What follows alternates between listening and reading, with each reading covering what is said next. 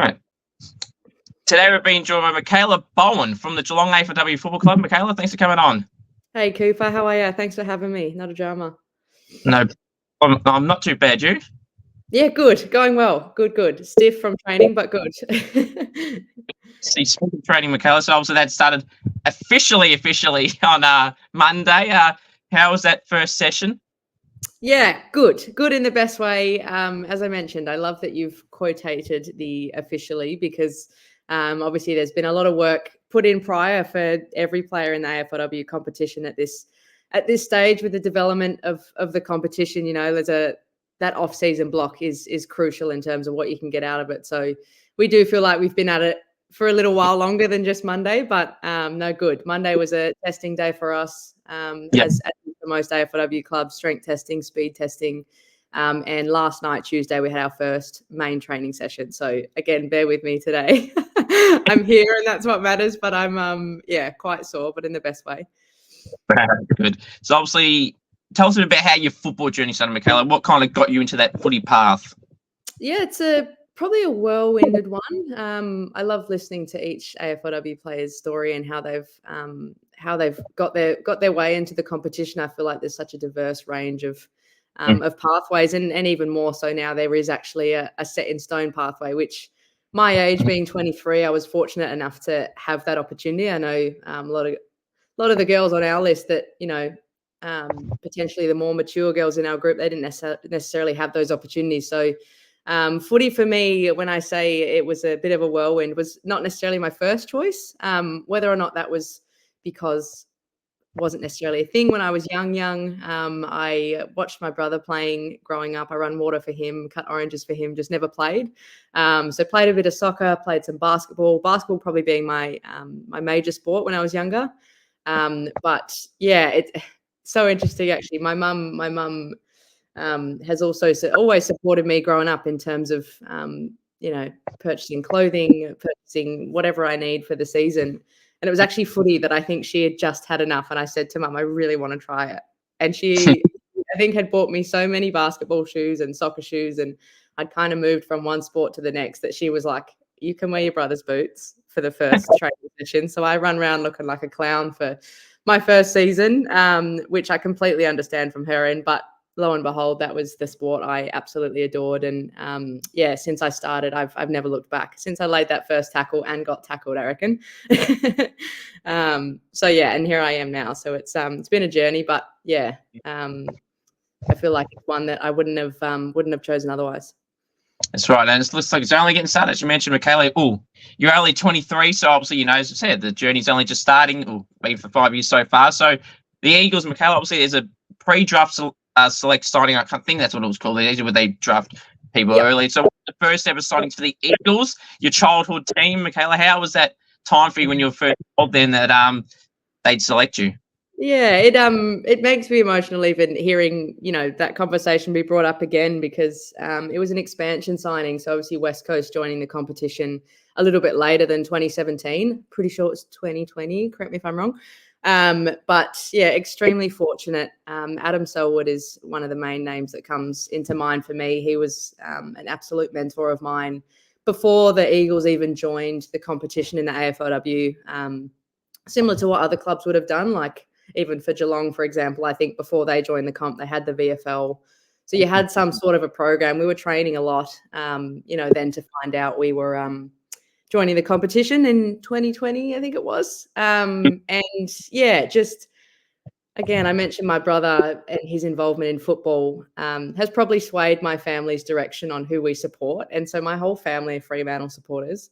And I was the only one that went for West Coast growing up. And I don't know whether I just did it to be a pest to my brother or not, but that created some pretty good derby days for us in WA. But, you know, that's in saying that growing up supporting West Coast, with such admiration and it did absolutely, I'll be honest, felt out of reach, especially as a female player as well. But to have the opportunity to, you know, be their first player as well is unreal and something I hold very close to my heart forever.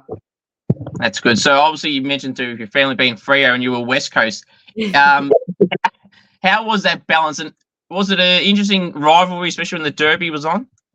Yeah, well, it was without me playing, like even in the household in terms of us watching the men's play, obviously, before the AFLW derbies were a thing, and then obviously playing them myself, they were a completely different bag. And that was the one time I saw my entire family in West Coast gear barracking for me and my team. So that was special, and I feel like I won that one. So no, it was good. And there's always, it's very similar to, I think it's over in Victoria, people seem to call them derbies or derbies, but they always have that extra layer of intensity. And if anything, I love them more. There's just more passion in them, especially when your family's involved as well. So it was good to bring them along for the ride. Yeah, for sure. I mean, yeah, you mentioned about pronunciations, Mikayla. I mean, depending on what state you're in, some people seem to have different interpretations for a lot of different names, and there'll be some Isn't it? Yeah. names later that we'll be talking about related to food, where Palmy. they'll be A palmy and a palmer. It's shocking. questions we'll get to. That is exactly. Yeah.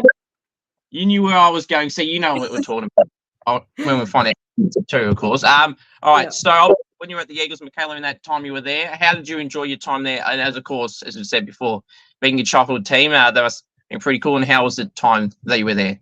Yeah, extremely special, Cooper. And again, the process of becoming a West Coast player for me was one that I'll never forget. But additional to that, the entire journey, anyone that has, any female player specifically in the last, since 2017, that's been a part of an expansion team or the first ever teams, that's a journey in itself, and not necessarily one that's completely straightforward either. So, but again, not that I would change anything about it. I think I learned so much about elite sport, about team, about culture, and about myself in terms of how I wanted to be as an athlete through that time. And that was through the challenges, I'd say. So it definitely wasn't easy sailing for us at all. I think back to the teams that have just joined in Sydney and Essendon, Hawthorn, and the likes that have just gone through that as well. And joining Geelong, obviously an established team, felt completely different to starting from scratch with West Coast. So, but, again, an experience that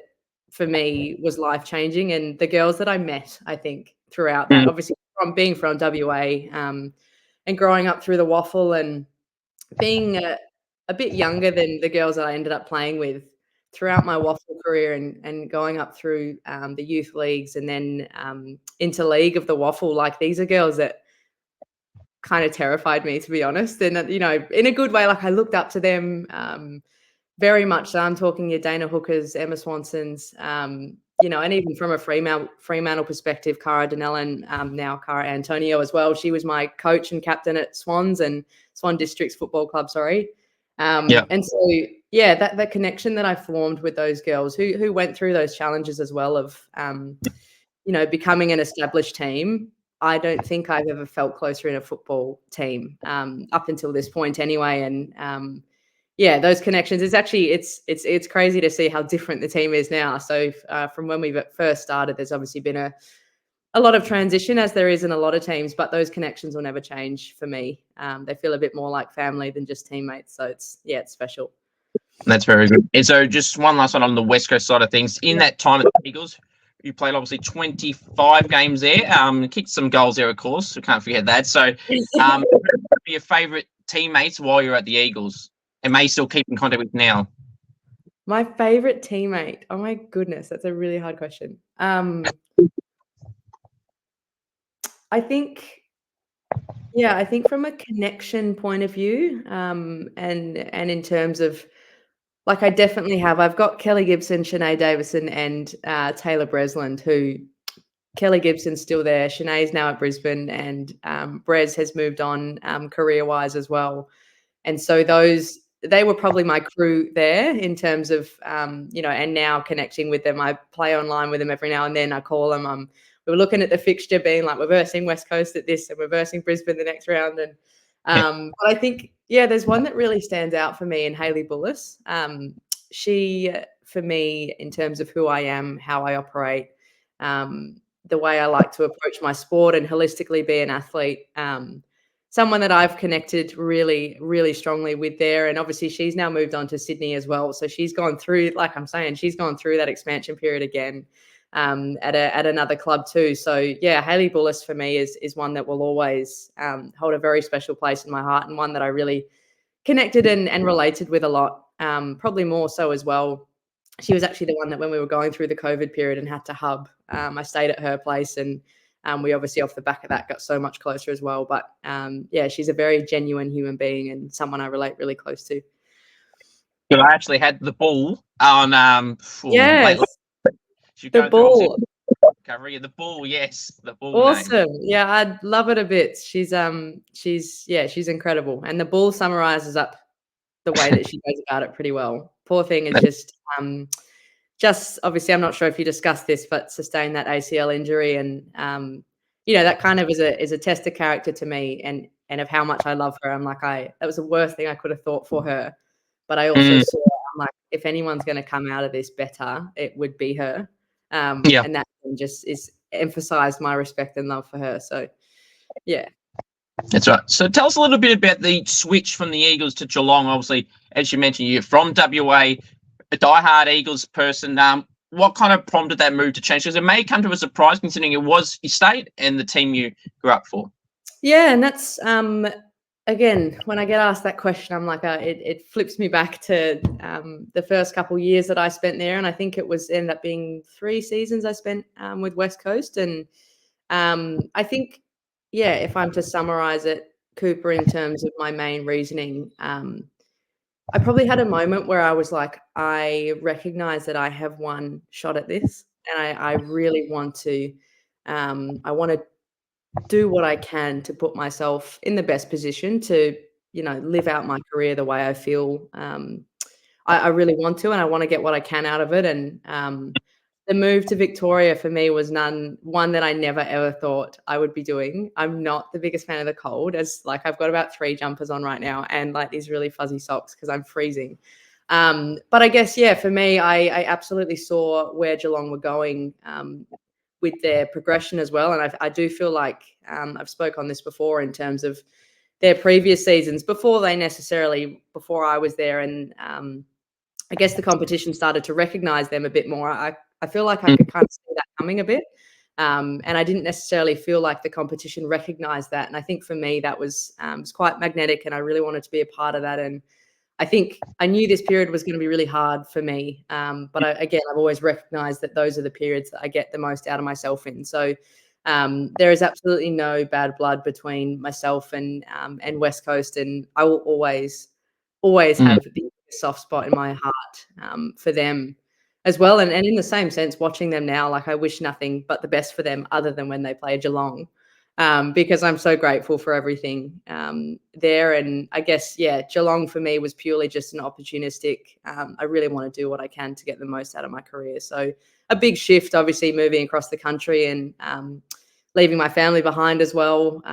But again, something that I want to be able to look back on and know that I did what I could to get the most out of it. So. But you mentioned there the fixture, Mikayla. Is there any particular games that you've penciled in, like, right, this is the one you're most looking forward to? Well, there is the West Coast one, obviously. For me personally, we will be, because we've played West Coast before at Icon Park for Pride Round in my first season as a Cat. And I think even then, Cooper, I was pretty overwhelmed. Like, you're playing your old team, you're expecting to get like, I don't know, an elbow to the back of the head or whatever it is. And it was a physical game, but like after the game, it was so beautiful to connect again with them, and like there was no bad blood there. It was it was really beautiful. So again, I'm not expecting that then translates to how we play. I know it's always going to be rough, but this year we're heading back to WA to Mineral Resources Park, which is my old stomping ground, and I have a lot of history there and a lot of memories there. So I think that's one for me that I've definitely marked. But I guess as a team for us at Geelong, we've got Melbourne round 1, which is enormous. And it's coming off the back of last year where I guess sometimes the assumption is you haven't beaten them before, so can you? And I think we took that step last year. And in terms of confidence for us going forward, I think our fixture is one that's absolutely going to challenge us. But I also but before the fixture came out, I was like, I don't really mind what it looks like, which again is purely an internal thing from us and trying to back us in on what we're doing and our growth. And but yeah, there's definitely a few key matchups on there. Melbourne, I don't know if we're playing North Melbourne. I think we are. But I need to get that right. But if we are playing North Melbourne, that will definitely be one that I've got my eye on because of the history. Geelong and North Melbourne, they're always incredible games. They're so intense. There's a lot of passion in them. And I'd love to get on the top of them as well. But no, the season as a whole, Cooper, I think for the AFLW competition, watching from afar, it's just getting so much better, and the quality and the intensity and the skill is getting so much better each year. And as an athlete, as an AFLW player, like you've got to keep up with that somehow. So I think for us as Geelong, the messaging has very much been not to just expect that last year is going to happen for us again at all, but backing ourselves in that we can go again, if not further. So the balance of that confidence, but not expecting too much. So, but no, to answer your question, I'm extremely excited, and I think the entire fixture is going to be great. So I had your coach on Dan Lowther on recently, and we spoke about that Brisbane finals, obviously a heartbreaking loss. How did you take that loss at that time, and do you use that kind of as motivation for next time you play Brisbane, or just to start this entire season again? Yeah, well, you heard me just speak about North then, Cooper, in terms of like the experience we've had with them, and obviously the year before, I think elimination final we lost out to them, and as you can tell, those games you don't forget.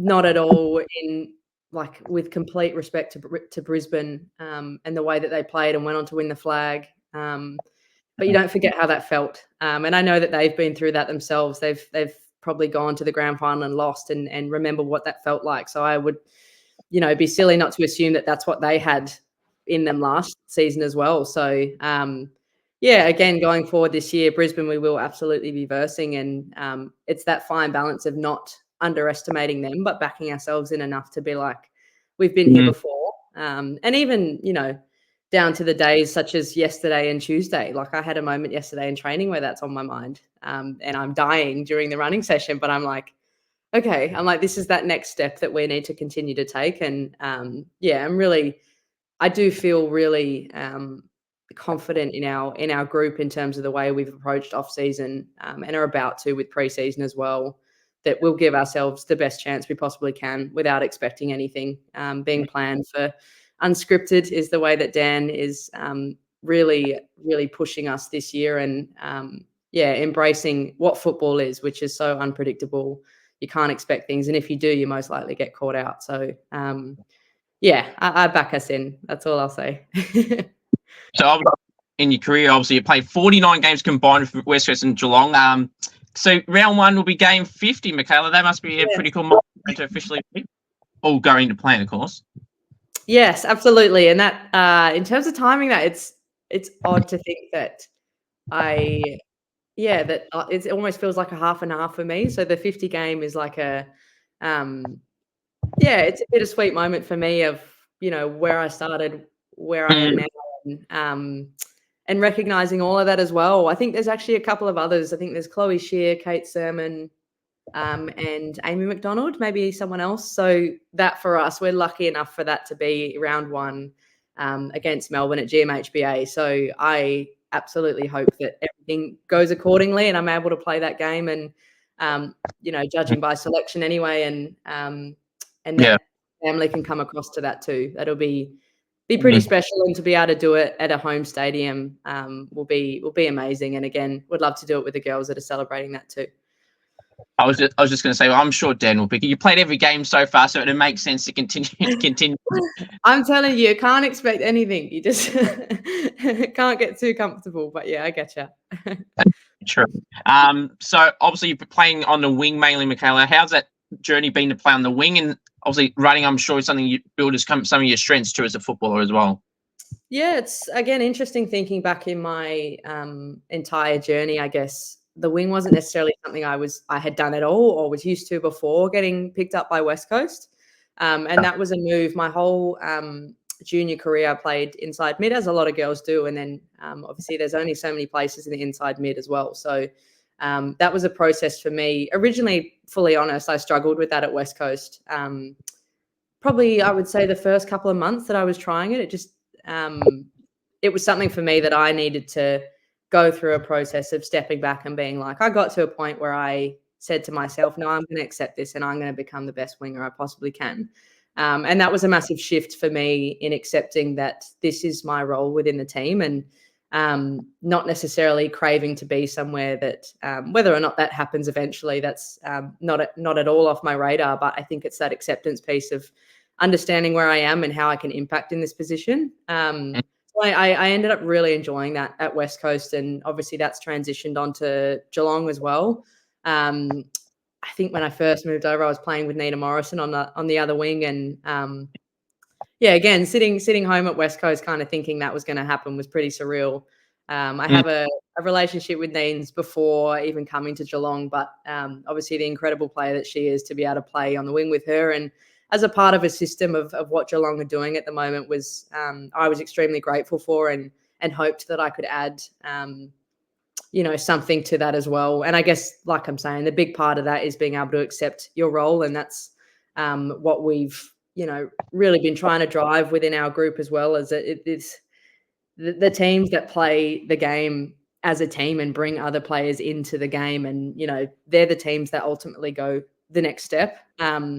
So again, it's an understanding of that, and through that, I've grown to love the position. Absolutely, I recognize my running as being one of my strengths, and I almost see it now. I'm like, if I'm playing on a wing, I'm like, let's go, like let's, which is good, and I try to challenge the opposition and then be there offensively and defensively to help us out as a group. So yeah, it'll be interesting this season. I know that Dan has a mindset on around positionings as well, and whether or not there's a dual role within my toolkit where I play fully wing. But again, it just comes back to me wanting to do what's best for the team. And if there's a position or a discussion that's happened with Dan around what that could look like, I'd be completely open to it. But yeah, I just absolutely want to buy in for the team and do what we need.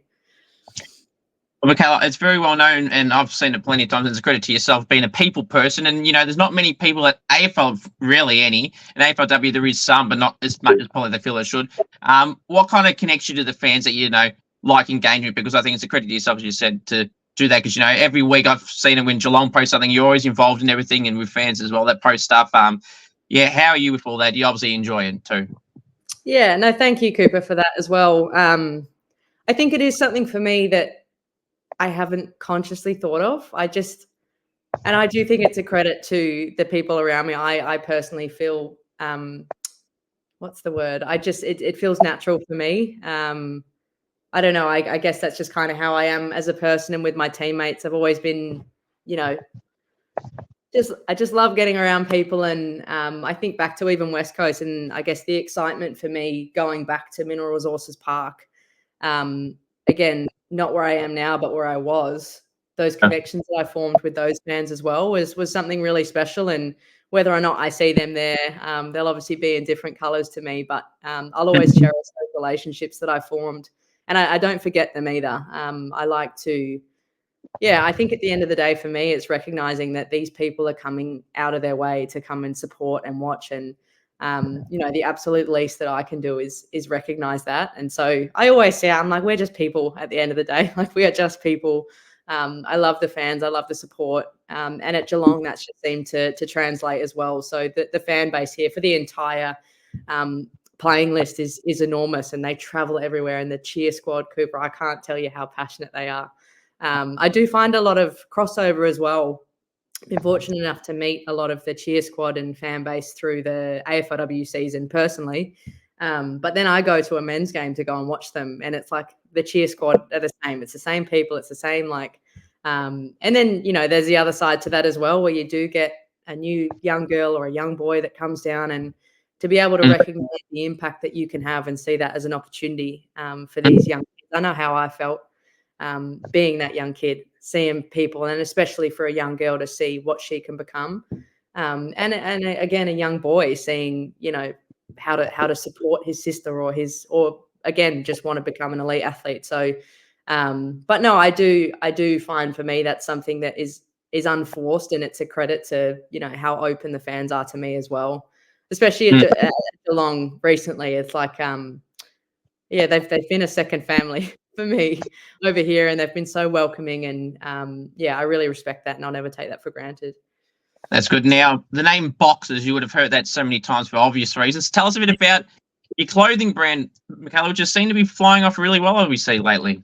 Yeah, no, thank you, Cooper. And Boxers is the brand name. And I actually, it was a couple of my coaches that after I just released these newest batch of hoodies and was promoting it a bit on Instagram, and obviously the word had got around the club a bit.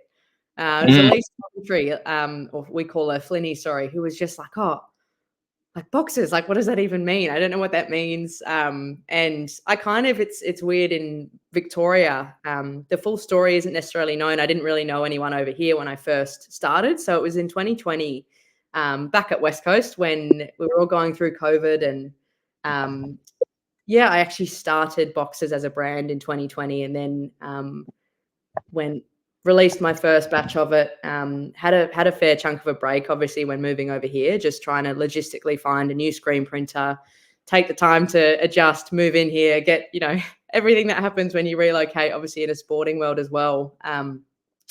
But yeah, I said to Flinny, sorry, in terms of Boxers, I think for me, I think there's a lot of branches to it now, but the primary reason being for me is that my least favorite thing in the world is to feel like I've been put in a box and limited, I guess.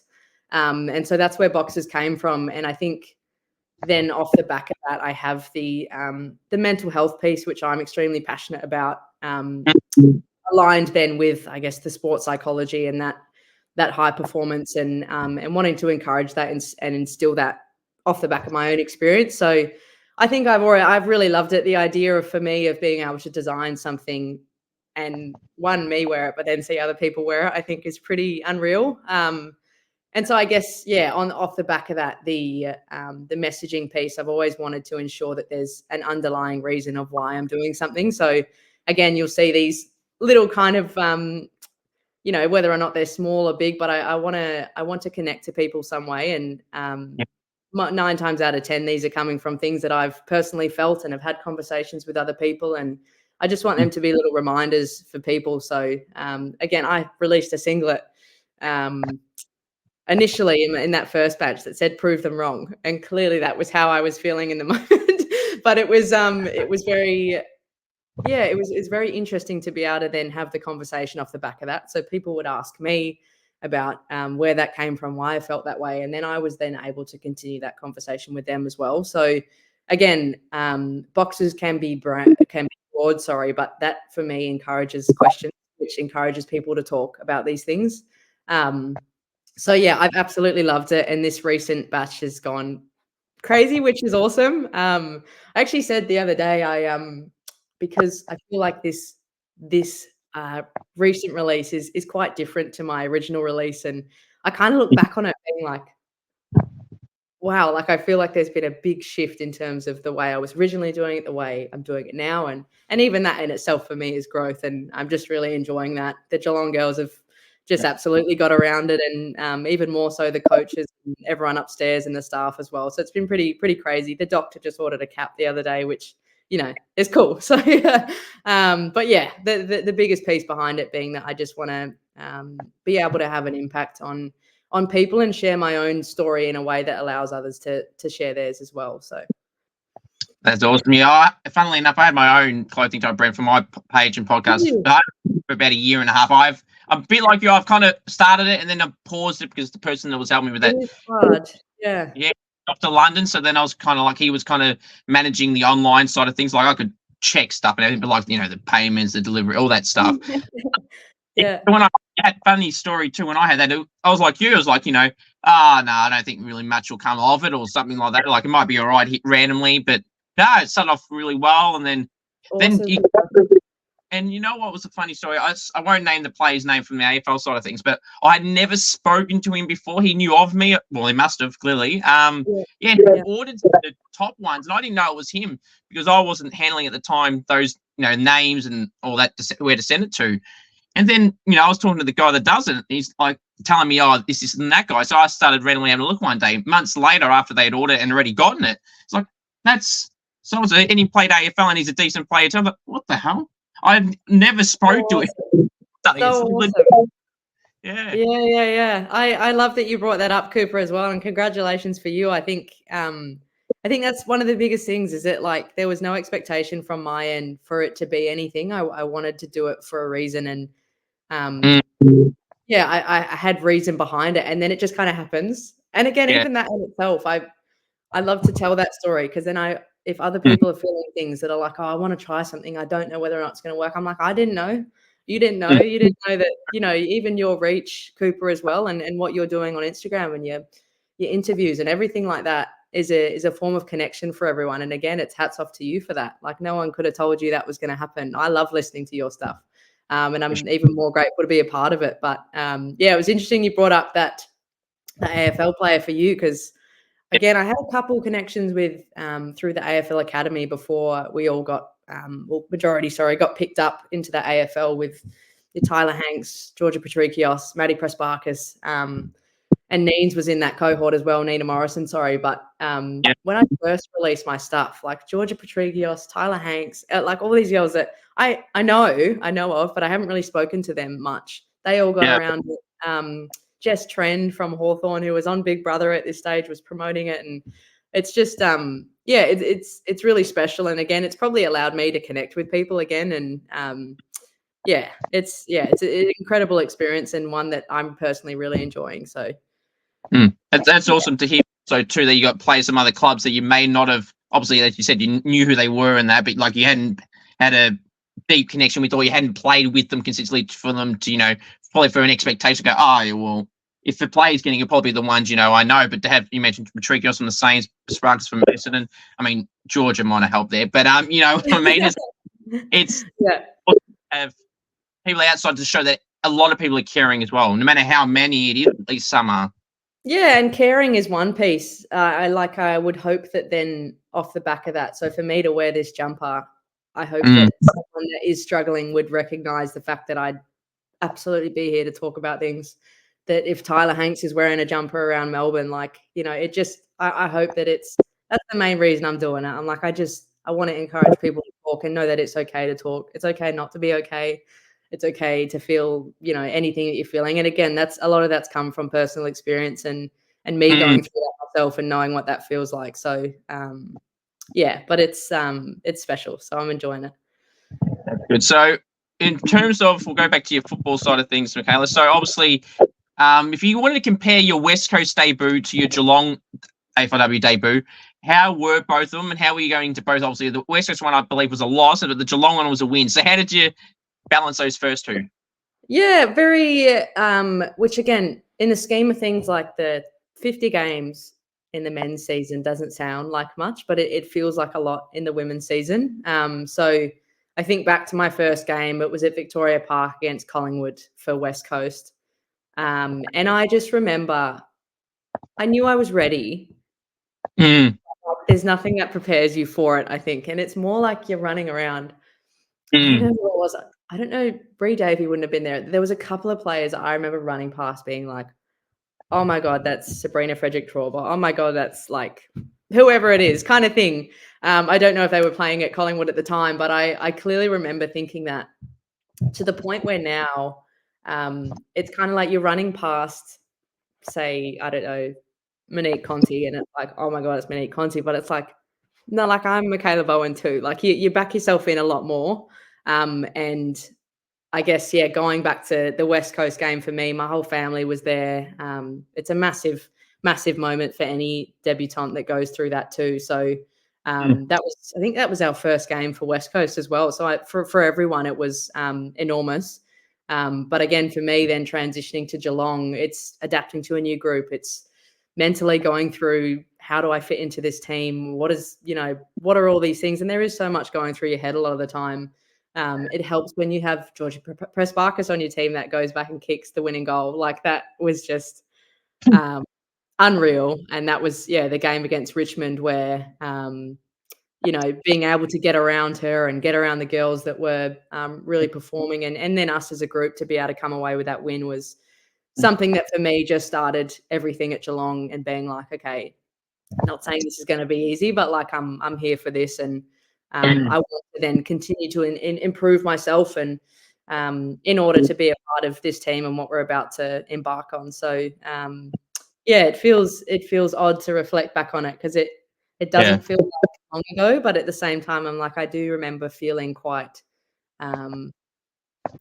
naive in a sense, running around in Vic Park, being like, I'm just trying to do what I can. I don't really.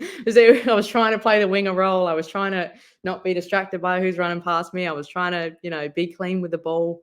But yeah, reflecting back on it, like I do feel proud. And thinking to where I am now in Geelong, I never thought I'd be here. So yeah, it's nice to reflect on. Sure. Who would you say is some of your favourite teammates at Geelong? Oh, I find it such a hard question because I'm like, I love everyone. At West Coast, I was like, I love all of you. And then I don't know if that's more to do with me in terms of when I inject myself into a team or like an elite sport, especially a team sport. I find that I'm quite all or nothing. So these girls are my girls, and at West Coast, they are my girls, and they do, especially probably more so when you transition and move into state as well. As well, like I mentioned, my family's not over here, so I did really have to heavily rely on these girls outside of football, and then it kind of becomes you end up training with like your sister who you've literally just been really debriefing and offloading about how you've been feeling, and so that all adds to it as well and adds to the culture. But Kate Darby is one for me that is, I don't know, we've said it ever since I got there. She said it to me. She's like, I feel like I've known you for 10 years. And I said the same thing to her. We've never met. I knew of her. She started off at Carlton before moving to Geelong. And again, I knew of a lot of the girls. I personally knew Becky Webster and Nina Morrison, which again, I feel so close and connected with them. It's just hard to not name all of them, to be honest. Melissa Bragg's another one that, yeah, everyone's come from a different place, but I do really appreciate and love the culture and connection that we have there as a group. Yeah, it's really special. But honestly, I'd be interested if you were to ask another player how specific they're able to be. I find it really hard because I love all of them. No, I get what you say. I get some that say they like them all. Some have favourites, but they come in the blow. They'll say some names. They'll say blah blah and blah, and then they'll say, "But I like them all, though." I mean that. I 100% mean that. I find it really hard to pick people. That's good enough. Yeah, that's one of the hardest individual-based questions where you'd have to name people. So this is I really enjoy asking everyone, Mikayla. So who loves the limelight, the attention, the camera, the cats, and they can't get enough of it, and they know what they're doing when the cameras are around? 'Cause I love asking this. I mean, she's new, but I like, she doesn't necessarily do everything of that. But I think of Kate Sermon, Spud.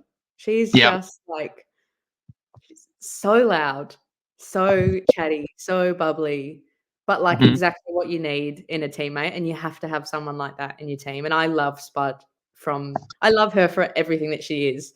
I don't know if she'd specifically be doing things for attention, but I'm like, even through training drill, there's a training drill last night where Spud had something in her throat and anyone else would have just coughed. And she just made a big deal about it. But no, yeah, she's definitely a character for us and one that I think we absolutely need. I'm trying to think of who else loves the limelight a bit. I feel like everyone acts like they don't, but everyone loves a good photo. Yeah. But no, it's a good group. We've got a pretty vast mix. It was actually Spud that said, Kate Sermon, sorry, when she first moved over, I think she was speaking on a podcast and asked, she's been at Gold Coast and then went to Port Adelaide and then has now ended up at the Cats. And I think she was asked to describe the culture of the group, and she described it as a bunch of misfits. Like everyone's, it's odd. We don't really have these cliques. We don't have these individuals that are doing things for themselves. Everyone's just different in their own way, and I think that's really cool. And like I said about Spud, like I couldn't love her more for the way that she is. I think she's hilarious. But yeah, no, it's interesting. We've got a vast range of characters there, but I love them dearly. Who would you say the club comedian is, if there is one? God, Is there the one? In moments, probably like everyone has their moments. Club comedian, like. Yeah, Claudia Gunjaka sometimes will say some things in meetings that just we had a fine system originally and Gunj was our fines master. She would just, crack out some things that would have the entire auditorium in stitches. Yeah, I don't know. That's a hard one, Cooper. I think everyone just like I said, I think everyone just is an absolute goofball and like in their own way. When we train, we train.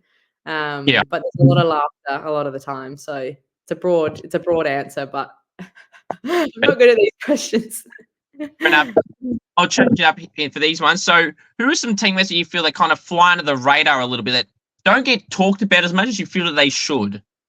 Yes, I can absolutely answer this question. I feel like, yeah, I've absolutely been on a process in terms of recognizing how enormously underrated Chantel Edmondson is for us. And I watched a bit of her when she was playing at Melbourne. I don't know if she said she played on a wing at Melbourne, so I don't know if I've ended up playing on her, but the skill, Cooper, the professionalism, the drive and the work rate from her is second to none, really. And I think she plays off the halfback for us, and so we get so much offensive ball movement off the back of her skill. And yeah, I think a lot of the time you'd probably applaud the end product, not to take away from how incredible our forwards are, but that doesn't happen without her. So I think as a teammate, you recognize that because you see it in training, and she hits a kick and it's like, it's pretty unreal. She's so skillful. She's so silky is a great word to describe her. And she's probably never one to put herself in terms of the limelight. Like, she's probably not the one that will be pumping her chest around or anything like that. She just goes about her business, and that then reflects, I guess, in the media as well, who may be focusing on disposals or goals kicked or whatever it is. But I think she's absolutely one that flies heavily under the radar. If your teammates, Mikayla, were to describe you in a word or a sentence, what do you think that would be? Small? I don't know. No. A word? Let me go with a word. All right. I'd love to think loving. I don't know. I'd love to, and I think I recognize that about myself, that I want to be there for, and that's why I find it hard to ask the questions, who do I connect with most, or I want to at least have an opportunity for everyone, and I always want to give people time of day, and that's just kind of how I am as a person, I guess. That I would hope that then that would flip when it comes onto field. I don't want that to translate to being like too nice on the field either. But I hope that's how my teammates feel from me anyway. It's hard to recognize and hard to know without asking them personally. But I'd hope that's a big one. What nicknames do you get that you like or dislike? Oh my goodness, this is a great question. My whole junior career I was Bowen, so last name Bowen. My brother gets called that. That was pretty uncreative, to be honest, but I just went with it.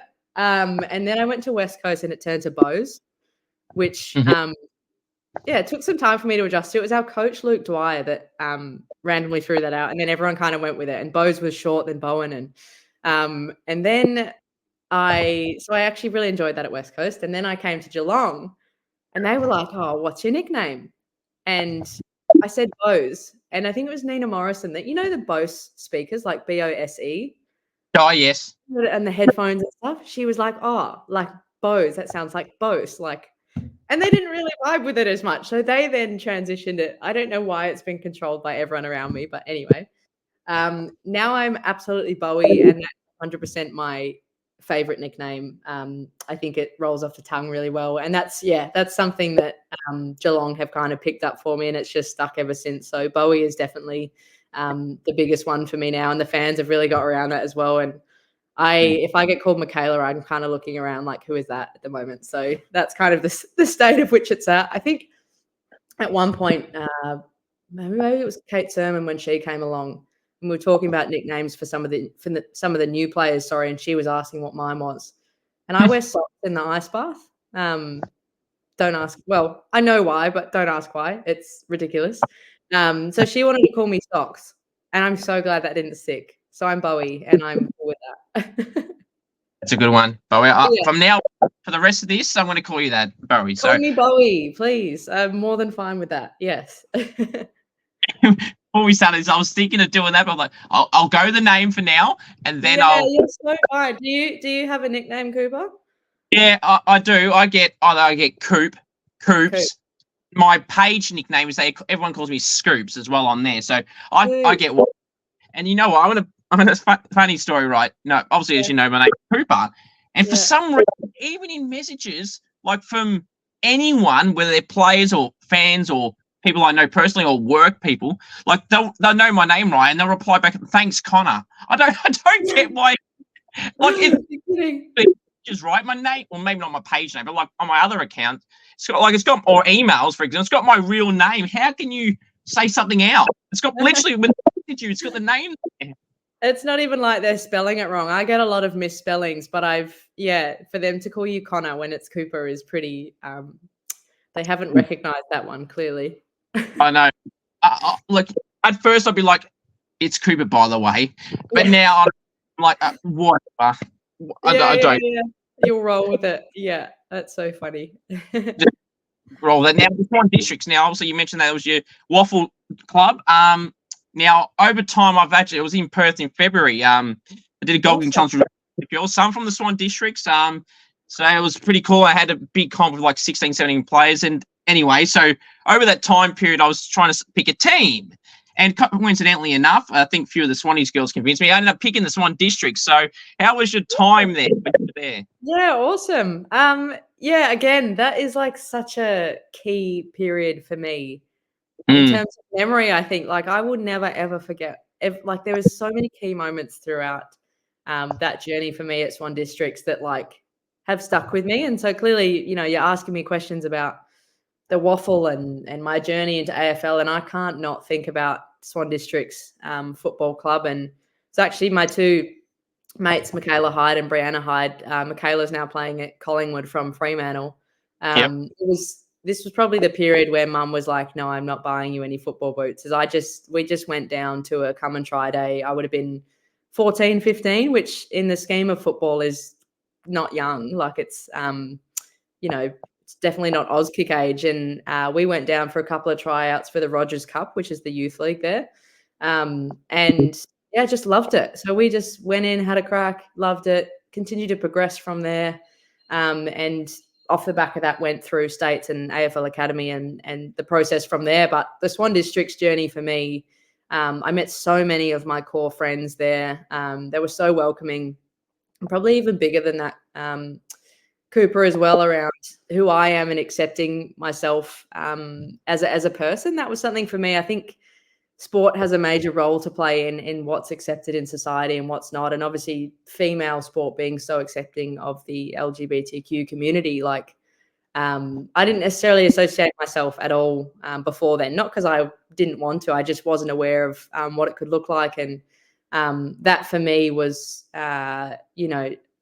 another process of just sitting there being like, these people are just people. Everyone feels what they feel. Everyone loves each other for who they are.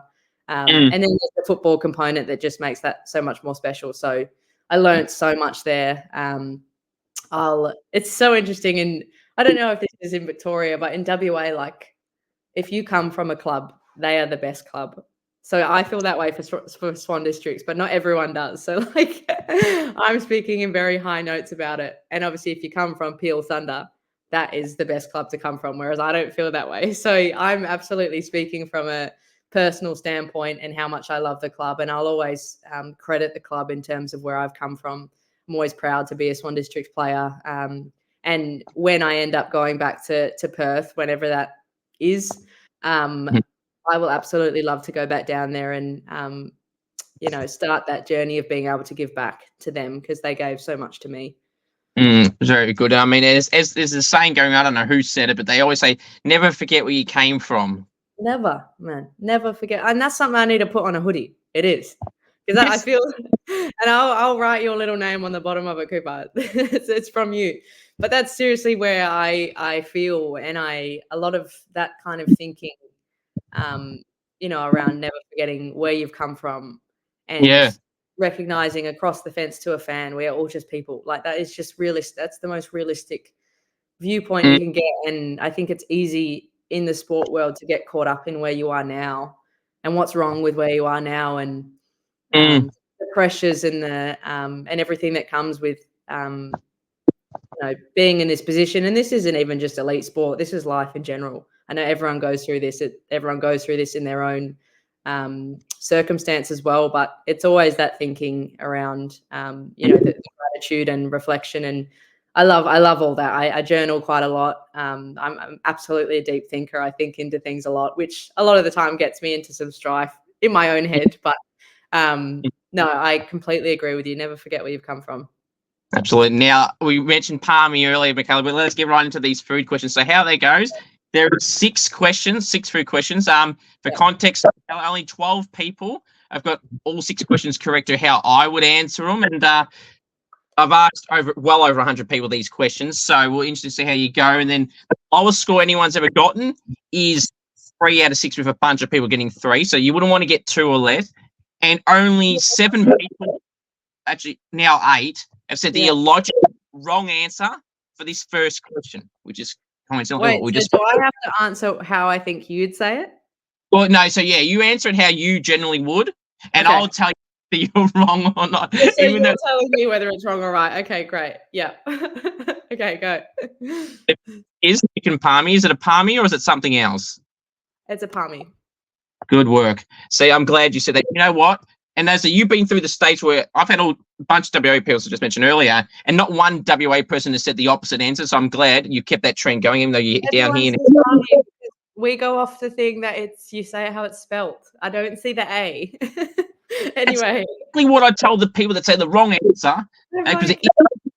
I'll get roasted for that. If someone's listening to this from Victoria, I will get absolutely pulled apart for that. But anyway. That's all right. I've had some people say, no, it's not. I'll go, explain yourself. And I'll tell them why. And like you, I'll just spell it out for me and then tell them or pronounce it. Always ends up getting pretty heated. You end up standing up and being like, no, logistically, explain to me how you get the A. Anyway, yes. We don't have to argue that because we said the right answer. Now, the second one, pineapple on a pizza, yes or no? Oh, this is so unpopular because I know most people are a no, but I'm an absolute yes. I love pineapple on a pizza. Fair enough. It's just like, for me, it's a contrasting thing. And I like, majority of my mates are not up for a Hawaiian ham and pineapple pizza, but for me, like, the pineapple contrasts the ham perfectly. That's fair enough. I don't, so that's all right. 1 for 2, but that's okay. Great. Not everyone can them all, but it's okay. Tomato sauce, carpet or fridge? Fridge. Okay, I don't mind either one, so I'll cop that. So really, everyone always gets at least 1 point. So that's 2 for 3. Yes, great. Okay. Favorite food? Oh, favorite food. Oh God, that's such a hard question. Okay. Are you talking meal? Like favorite meal? Be a meal. It could be a type of food. I would have to say a chicken schnitzel. Like, okay, is underneath a palmy. That is like my. Yes. Yeah. We sometimes get them at the club every now and then, along with the post-training meals, and I will take home about 6 of them. I put them in sandwiches. I'll have them in anything. Yeah, that's absolutely my favorite. Well, that's fair enough. Well, I mean, I like palmies, and like you said, it's pretty much the same thing. The only difference is about the topping part, I guess, unless you put your own on it. So Yes. I'll go 3. Hang on. Yeah, 3 for 4. All right. Food you don't like. Food I don't like. Mushrooms. Good. See, we're rolling. 4 for 5. That's good. Yes. Yep. Great. Yep. Can't stand mushrooms. No. And the final food question is favorite takeaway place. Oh, I don't know if I'm going to admit this. Okay. But I'm going to, because I've appreciated your time. I restrict myself and give up KFC for the AFLW season because I love some chicken tenders. Like, I absolutely love chicken tenders. It's so random. I really don't I don't have it often at all. I'm sounding like I live off it. I don't have it often. But when I absolutely give it up for the season, just because I feel like I crave, like, probably on that chicken schnitzel sense, those chicken tenders, like, I absolutely love them. And I feel, for me, the other fast food joints, like, I feel horrid afterwards, whereas a chicken tender just satisfies me and I don't feel horrid. I can't believe I admitted that live, but yeah, I love them. Well, I'm a bit. I'll help you here. I'll save yourself as well and mention it as well. So, like from that side of things, yeah, I'm like that with some places too. Like, but actually, to be honest, it probably would be KFC. Would be the one I wouldn't. Only for the fact Yeah, of right. you're talking about you get off put by you get crook from it or whatever, right? Yes. I've got Yeah. that one. And like, and I suppose it doesn't help from that example because I was really crook for a while then, and I whatever happened, and then when you see posts online on top of that, this is 6 years ago, so I probably haven't had it properly ever since. Yeah. Maybe except for chips and that, because that's you can't really get sick from that. We can, but And then and then you see posts of like people posting and it's raw. It's like nah, okay. And then from the stores, enough. like no, thank you very Yeah. much. The first one wasn't a good enough reason to not get it. Well, that's completely gone. So I'm done. Yeah, I'm done. I've actually never had that experience before, and I stick pretty strictly to the chicken tenders. I've seen some stuff of the bone chicken, and I'm like, yes, yeah. But anyway, it's absolutely not something I do often. When I do, I enjoy every bit of it. yeah. So this is the one of the other type of questions I enjoy doing. It's teammate questions again, Bowie. Right. But Yep, see how you. yep.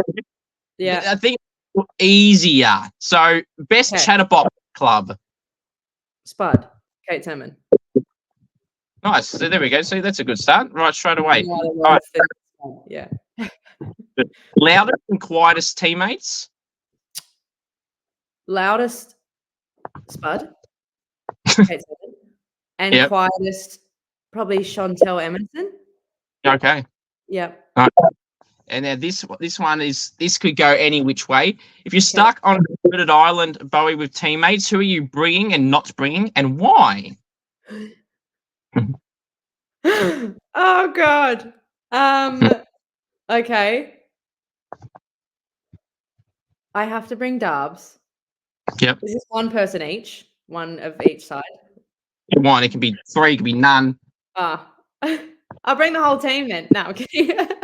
I'd have to bring Darbs because I feel like I may come across as quite extroverted, but I am quite an introvert and I love my own space and I don't feel like I have to communicate that to her. I think she can read me quite well.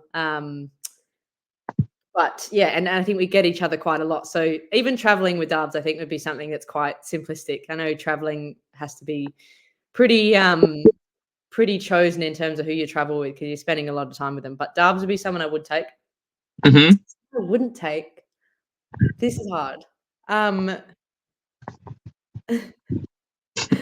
God. If there's not a person, Bowie, is there a particular type of trait of someone that you wouldn't want? Talks too much.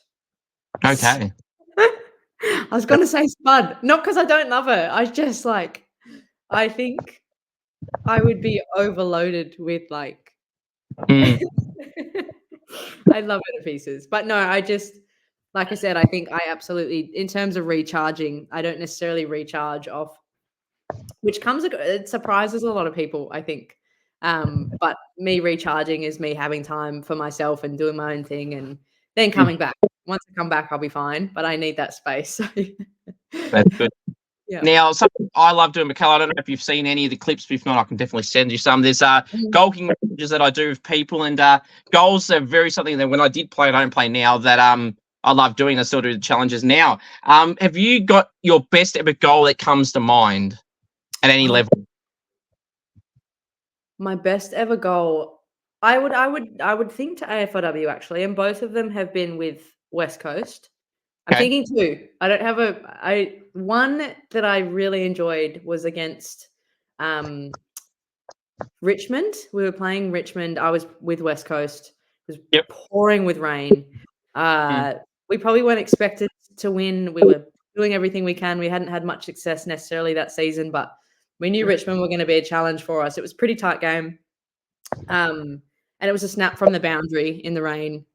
I frothed it. You could see my celebration. I loved it. We got around the girls got around me. Kicked that one, which felt really pretty good.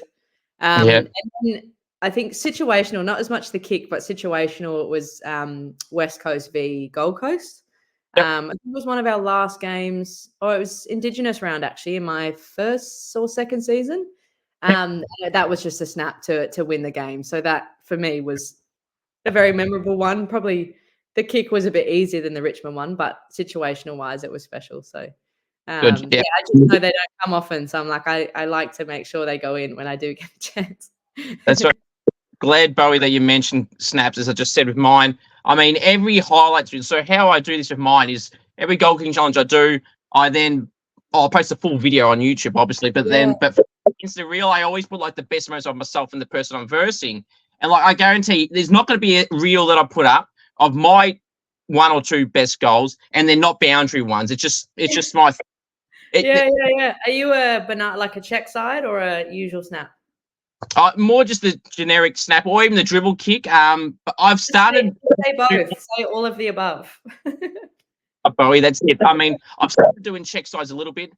I mean, some people believe me, some won't. I get them better off camera for some reason. But I've started doing some of the last few challenges the last few weeks, and I've nailed one on camera, and please, I was pretty proud of myself. Good man. I love that, and I hope the celebrations were just as good too. You got to make sure that I'm so for. I mean, I understand if you're like 60 points down and you kick a goal, and it's kind of like you'd feel a bit stupid celebrating, but I'm such a celebrator, and even when my teammates kick goals, I cannot help myself from like. Sometimes I worry that I'm going to injure them because I run at them that hard. But I'm all for a celebration, so I hope they were big. Oh, they were. Don't you worry, Barry. I'm glad you mentioned you love goal celebration, because that was another question I was going to bring up. And not that I don't like. I'm not a fan of people that are dull and boring. Like, hey, like, come on, get up and about, Barry. Like you said, you are. Yeah, it makes a difference. Exactly. What is your go-to goal celebration if you were to kick one? Yeah, again, it's probably circumstantial, and it's not like I'm saying this now, and I could absolutely consider mine to be quite boring as well at the moment. But like a fair few of the goals that I've kicked I think a couple against North Melbourne that I kicked with Geelong were like off the back of a tackle. So I was quite pumped up, and I was quite like aggressive rather than happy. I was happy, obviously, but that was more like a real intense. Like Chloe Shear does it really well. She's like double tenses, like that kind of. I love that stuff. Nina Morrison does those really well. I love. If I could. I think it was Maro Frederick from Fremantle that flipped. I don't remember the Gold Coast boy's name. He just did it. I'm like, that is so cool. And I think if I wasn't so cautious of getting injured and trying to back myself up for the next week, I'd give it a crack, because I think that's so cool. I think more people need to do that if they can. Again, it's an absolute spectacle to watch, and I think it's a credit to those boys that have done it. But yeah, I'm all for jumping on people, and I'm usually the first one to jump in and bury my head in there, and I just get around it a lot. Love that. Keep that up. Lloyd Johnston was the Gold Coast player you were thinking of too. Yeah, that was a good one. Lloyd Johnson. That's it. He was unreal, and was that his first goal too? One of, if it actually, well, it might have been his second, but yeah, he's still fresh. Should put it that way. Awesome.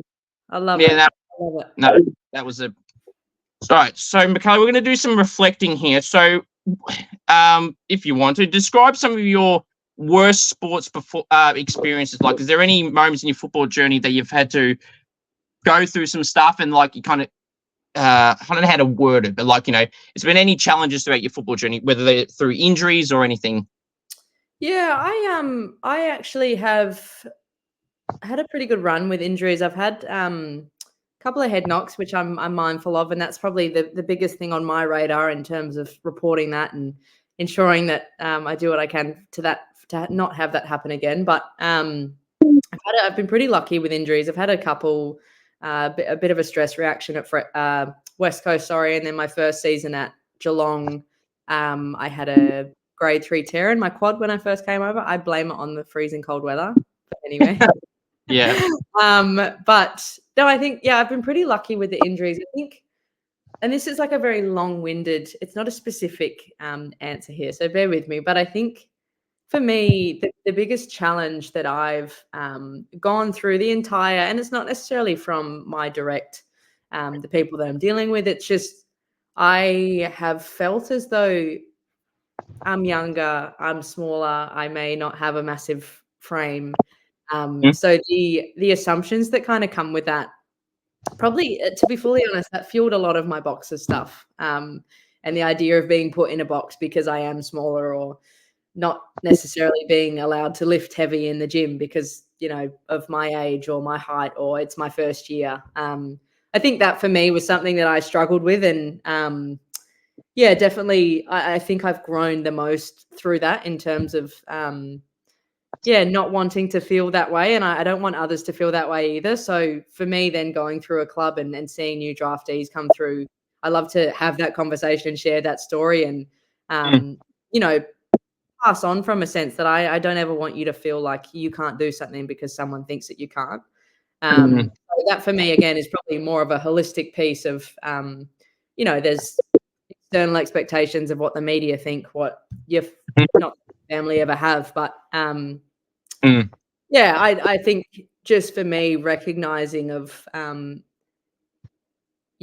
where I know that I can go, and probably being like, I don't think I feel underestimated. I feel like because of A, B, and C, you don't think I can get there, whereas I do, and I want to show you that. I want to prove that to you.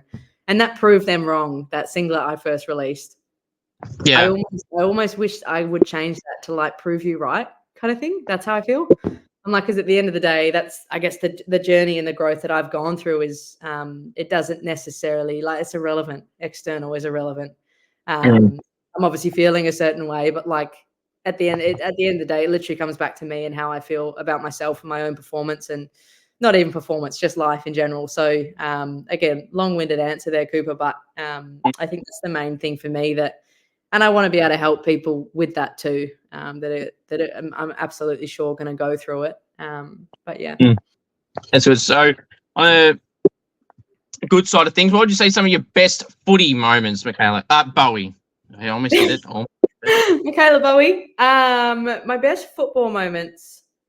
I think on-field thinking, like our first win with West Coast was pretty special to be an inaugural team. And you kind of reflect, like, I'm young at this point, and I'm still 23, but I'm like, Young. Yes. I'm thinking of 50 years time. I'm thinking of when the men started. And I think now in this day and age, I'm like, wow, imagine the first ever team that ever played, or the first player that ever played for Geelong or West Coast or in the men's. I'm like, that's us. Like, that's literally us right now. We're doing that right now. And you don't recognize that right now. But I think those are definitely special moments. And then I guess still footy related, but journey-wise for me, joining Geelong has been something that's I never thought would mean so much to me. It's not to say it's been the easiest thing in the world either. I don't think it is for anyone relocating, especially, the Irish girls come across and leave their own country to come and play over here. Like, that's another piece. But as hard as it is, it's extremely rewarding. And I think it's like, it just aligns with my thought process of being like, I want to do whatever I can to make the most of this. I know it's not forever. So those are definitely highlights for me. And then even the little things such as, little win each game that we have, each training session that we smash, like every time I feel like I can't keep going and I do, or we can't keep going and we do, those kind of things mean a lot. I try to keep track of those things, because if you try and hold on to the big things too often, it's like you lose sight of how lucky you are and how special the position you're in really is. For sure. Now, I got some. They might sound random, but they're interesting questions I got here. So the first one is, do you ever get recognised when you go outside, basically, when you leave home or when you're around outside the GMHA or anywhere else, you get noticed a bit? Probably in Geelong, yeah, because it's just Geelong. I probably found a bit of that at West Coast as well, obviously being more so because it's just Fremantle and West Coast, and being the first team, you've got a lot of fans that wanted to get on board and recognise the first team. And like I said to you, the fan base at West Coast was enormous, and was lucky enough to form some pretty special connections with them. But yeah, I would say in Geelong, because everyone, well, I shouldn't say everyone, most people in Geelong Like I don't know how often you come here, Coop. Are you in Melbourne? Are you based in Melbourne? Geelong as well. Oh yeah, I didn't know that. Oh, Hopefully. awesome. Well, Yeah. you would know exactly it. Like I felt so special coming over here with the whole town, city revolving around the stadium. Like it's like the stadium. You know when a game's on. You know, like after the grand final in 2022, like it was unreal. And that's obviously in the men's space, and the women's space is still definitely growing. So I'm absolutely not saying that it's, you know, Tom Hawkins walking along the street and everyone, but there's people that follow it that are extremely passionate and are always so lovely about it as well. And you actually get some pretty honest conversations from people that are like, oh, I didn't really have any interest in, you know, women's footy, and then I watched it and now I can't stop watching it. We love what you do. We love, you know, the way that you go about things and you as a group, and we can't wait to support you again this year. So yeah, it's cool, and I think I love seeing when my teammates get recognised as well. Like we'll be out somewhere, and Kate Darby seems to have the most recognisable face, whether or not she knows everyone, but everyone seems to know her. But yeah, every now and then. That's good. Now, I think I just randomly thought of this in. Now, every time I go past you, mate, and I've thought this for a while, Bowie, is because I feel like you look at the lights, okay? Do you feel like they look like shavers? Razors, they do. They look like, I've always thought that before I even came here. I knew, because I was playing for West Coast, and came over, pardon me, to play at GMHBA Stadium, and I'd seen the stadium, and then I'm playing there, and I'm like, these lights, I love them now. I think they look different to any other light, but they look like razors. Yeah, 100%. Yes. Yeah, there's that Brisbane game we had. Sorry, the prelim, the last Brisbane game we played at that stadium. I don't remember what it's called, but those lights look like lightsabers. Like they're like a big like red beam in the air. I think they're kind of funky, but anyway. I don't know. Is it Brighton Homes Arena? Is it the Springfield? I think Brighton Homes is it? Yeah. Favorite app on your phone? Oh, I can tell you my least favorite is social media, to be fully honest. I love it. I do love it, but I'm like, I just see how quickly it consumes, and like, that's not social media is a different kettle of fish to me. But favorite app, I'd say Spotify. I am such a, like, I would spend, when it comes up with that little screen report being like how much, 99% of that would be Spotify. I love music. It gets me through a lot of stuff, motivates me, makes me cry when I'm sad, like all those kind of things. But I lean on that a lot. That's good. Name 3 famous people, dead or alive, you'd like to go out to dinner with. I can do this straight away. Lewis Hamilton. I am an enormous Formula One fan. I love cars. I love motorsport. Lewis Hamilton is absolutely my number one. LeBron James, which is very generic, but I absolutely love everything that he does. I love the way he goes about it. I love what he does for the community and gives back, and I think he's just a powerhouse. And then on the music side of things, this is controversial. I don't know if you followed any of the rap beef or anything, but I love Drake a lot. And I've always loved him. So if I were to have Lewis Hamilton, Drake, and LeBron James at the same table, that would be pretty unreal. That's I'm not the biggest music person, but I know who Drake is. I've heard of him. I don't follow him much. That's I don't have a particular person. Now, I've got a Bowie, so I do really appreciate coming and giving us plenty of your time on here, so I do appreciate it. What would you say is some of your most prized possessions you own? Prized possessions? It's a great question, actually. Lucky enough, I was fortunate enough to, my first year at Geelong, at the awards night, the Geelong Football Club Award, something called the Hoops Award, which is primarily, it's all player voted, coach voted, and I guess symbolises a Geelong player and what that looks like. And I was fortunate enough to take that home in the first year. And I like that thing stares at me. I think it means a lot. I think best and fairest is something, but for me to have that sitting in my house and know that, I just think that's really special to me. And it's not necessarily always based on performance either. So that's definitely one of them. And I probably would say a lot of my special things are all football related. My first ever Swan Districts Guernsey, won a premiership with Swans in the Youth Girls League, which again just keeps up for the sport. And Yeah, I would love to ideally get like eventually have each kind of moment of my football career and a Guernsey to represent that, and I'd love to get them framed or something. I think it'd be really cool. So I'm definitely I get it. You get a couple messages, especially West Coast. I've had a couple messages asking to buy them. I'm like, Oh, no, yeah. I want them. If I had more of them, I absolutely would. That's Yeah. footy boots. They seem to be a topic, Bowie, all the time now. And sometimes it's a thing where you can't even keep your own, or you don't want to keep it. You've been asked for footy boots before. I'm pretty sure I've seen a clips or something of you being asked for them. And how do you go with that when people ask you for stuff like that? Yeah, it is a very interesting one, and one that I think you'll get a different answer from each player with. Um, Yes.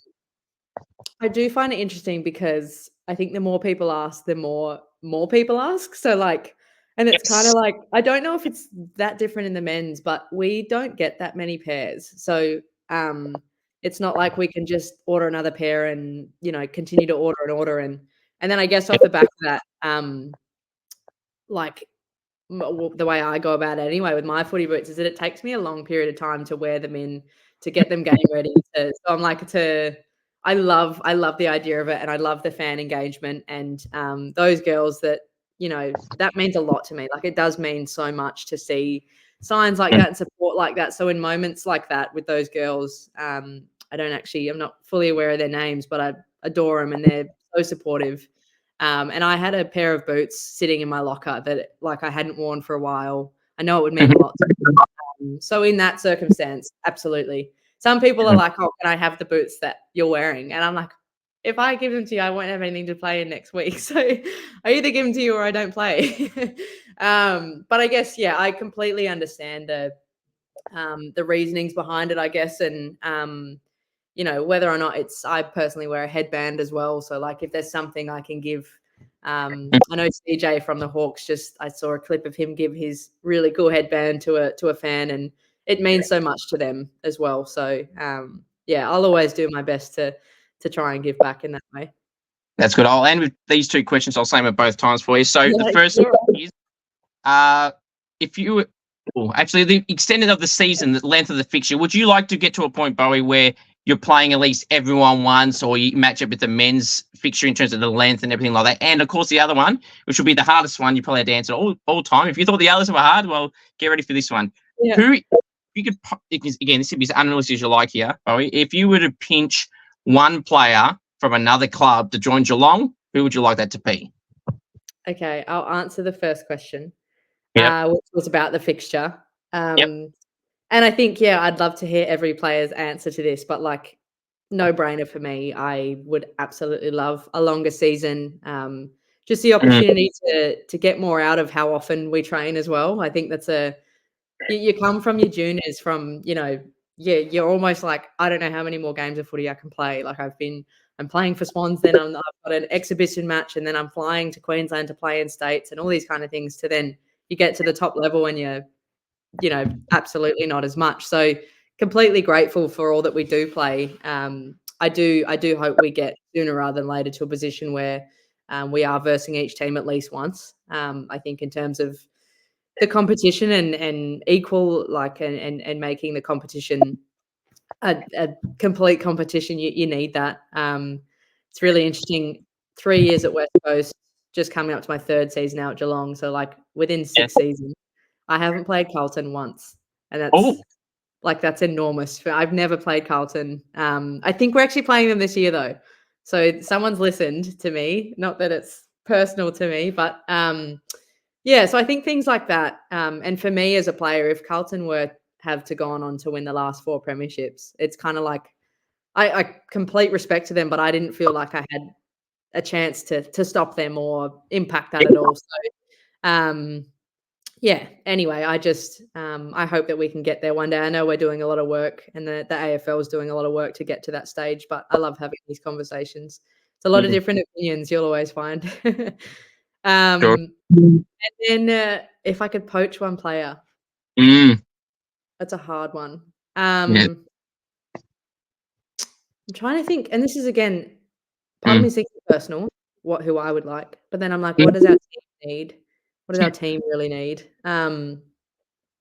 Which again is hard because I'm like, Yeah, I love our team. Yeah, very much. I think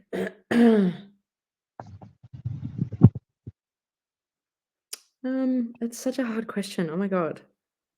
Is it Uh, reunite the sisters together, the Prasparka sisters, maybe? that could be pretty cool. And Mm. I love Mads. I love Georgie. I'd love to see them link up in the midfield, but I think they're very different players. But like Georgie is a machine for us in the midfield. And I'm like, especially in a midfield, I do feel like you need someone that is there to support that. So it's like, yeah, I'd be interested to see that happen. Let's go with Maddie Presspark because I'll just say that. Mm. But I'd be interested to see how that works. Whether or not that could be used as you always end up with one Pressparkus in the midfield. That could be awesome, and then one rotates forward, and like, my mind's going a million miles an hour there. I think that could be really cool. But again, they're just such an unreal, and there's no sky on the talent with those guys. Like Georgie is just. There was a drill we had once, and I'm like, yeah, I'm training with her, and she's got the ball, and I'm just watching her, and she Mm. is like, it's like she has some screen on her face that tells her where everyone is, where her feet need to go. Like she's unreal, and I know the same about Mads. Actually, I had more to do with Mads before I came to Geelong than I did Georgie, so it's been nice to spend some time with her sister. But yeah, having them both on the same team would be pretty crazy. That's awesome, Bo. It's been a pleasure having you on. I'm sure we'll do this again sometime. I really appreciate you giving me a lot of your time. So thanks for coming on. And again, people should check out your clothing brand Boxes, which is brilliant. So I'll post it on the post later. But do really appreciate you coming on, and all the best the rest of this season. Nah, thank you so much. I'll call you Coops. Thank you very much, Coops, for your time. Like it feels like the minutes have gone on, but it really hasn't felt that long at all. So it's been a pleasure to speak to you, and thank you. Thanks for all you do as well. I love watching your stuff. It's awesome. Appreciate it very much.